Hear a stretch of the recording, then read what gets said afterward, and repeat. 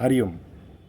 मी प्राध्यापक जयवंत शिसोदे, MA योगशास्त्र आणि योग विद्याधाम संस्था शिरपूर आणि RC पटेल इंजिनिअरिंग कॉलेज येथे प्राध्यापक म्हणून कार्यरत आहे. योगाच्या माध्यमातून योगाचा प्रचार प्रसार करणारी ही योग विद्याधाम ही संस्था आहे. योग म्हणजे मन आणि शरीर जोडणे, त्यात ध्यान आलंच आणि त्या ध्यानाबरोबर योगाची साधना कशी करायची हा आजचा आपला विषय.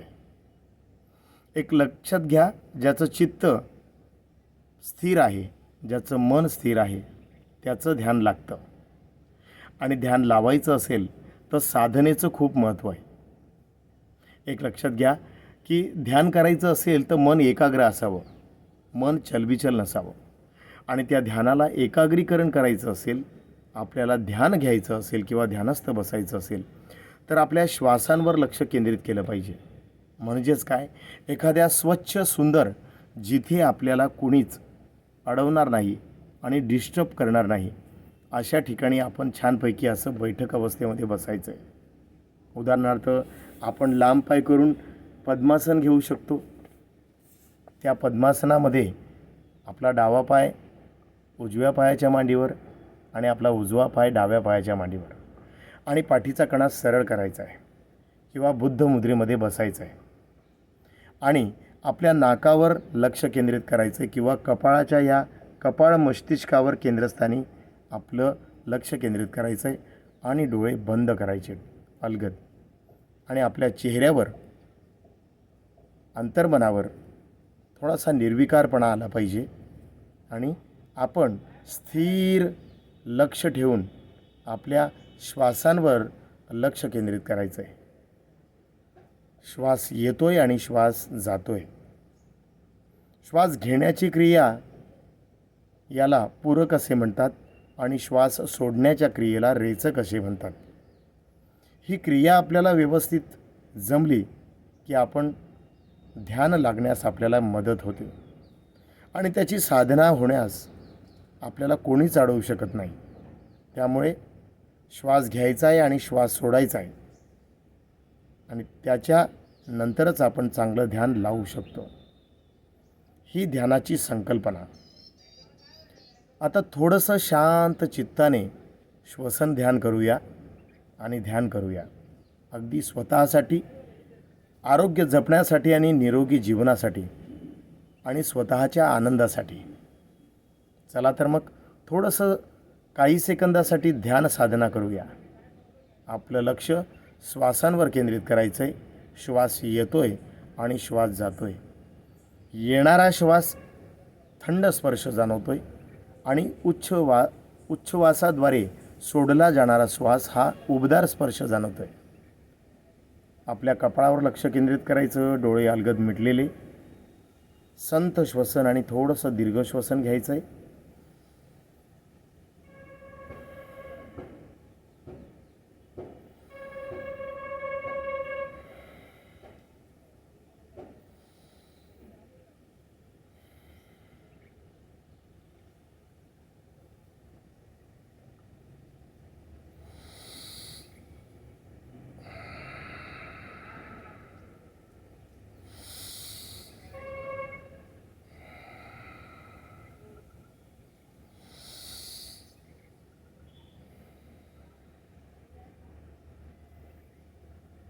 मी जिथे बसलो आहे तिथं योग विद्याधामचा सुंदर असा निसर्गरम्य परिसर आहे.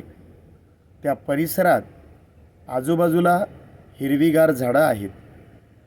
आजूबाजूला पशु पक्ष्यांच्या थोडासा आवाज येतोय, त्याचा कानोसा घ्या. आपल्या मनावर आणि श्वासावर लक्ष केंद्रित करा. कुठेतरी आजूबाजूच्या रहदारीचा, वाहनांच्या हॉर्नचा आवाज येतोय.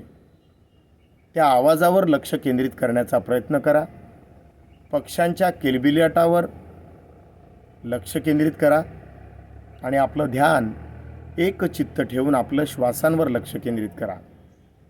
हेच ध्यान 20 ते 30 सेकंदांपासून 2 मिनिटांपर्यंत आपल्याला नेता येतं का किंवा 3 ते 4 मिनिटं करता येतं का त्याचा प्रयत्न करायचा आहे. हीच ध्यान साधना होय.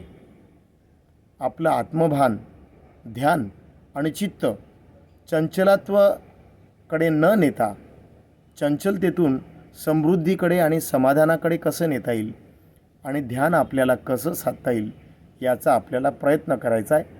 आणि ध्यान मुद्रेमध्ये तसंच बसून राहायचं आहे आणि श्वास घ्यायचा आहे आणि श्वास सोडायचा आहे.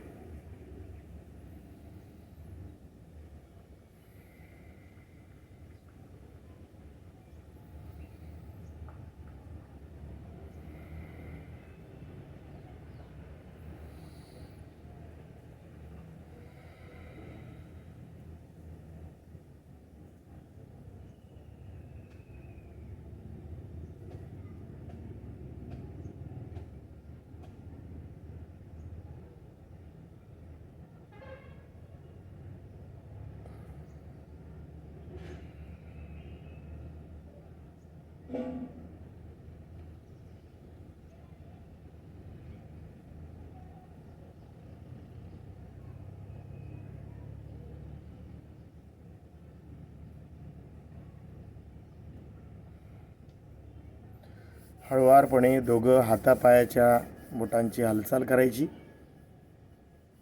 आणि दोन्ही तळहात एकमेकांवर घर्षण करायचं आहे. ऊब निर्माण करायची आहे आणि पापण्यांना स्पर्श करायचा आहे.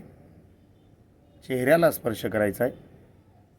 आपल्या चेहऱ्यावर आणि पापण्यांवर आपले दोन्हीही तळहात असतानाच डोळे उघडायचे आणि हळुवारपणे हात खाली घ्यायचे. रिलॅक्स व्हायचं आहे. एक लक्षात घ्या, ध्यान लावण्यापेक्षा आपण ध्यान किती करतो आणि त्या ध्यानामध्ये आपण एकाग्र आणि एकचित्त होतो का, हाही एक महत्त्वाचा भाग आहे.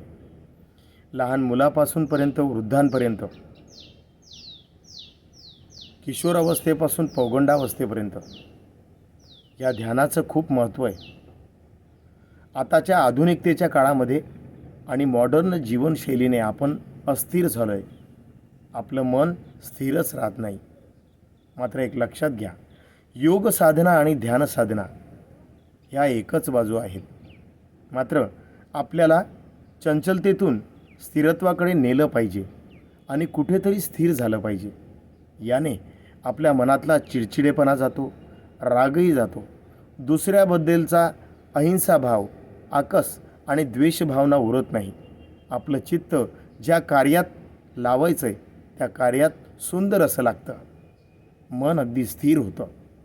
आपण अध्यात्माकडे वळतो आणि आपलं मन स्थिर झालं तर आपल्याला जे आवडतं ती आवडणारी गोष्ट आपण तन्मयतेने आणि एकचित्ताने करतो आणि त्याच ध्यान साधनेमुळे आपल्याला झोपही शांत लागते. आपण लक्षपूर्वक कुठलीही गोष्ट करतो. आपण आपल्या मनाने, तनाने, धनाने त्या ध्यानाकडे लक्ष दिलं तर एकूणच आपलं जीवन समृद्ध होतं. लहान मुलांचं अभ्यासात मन लागतं.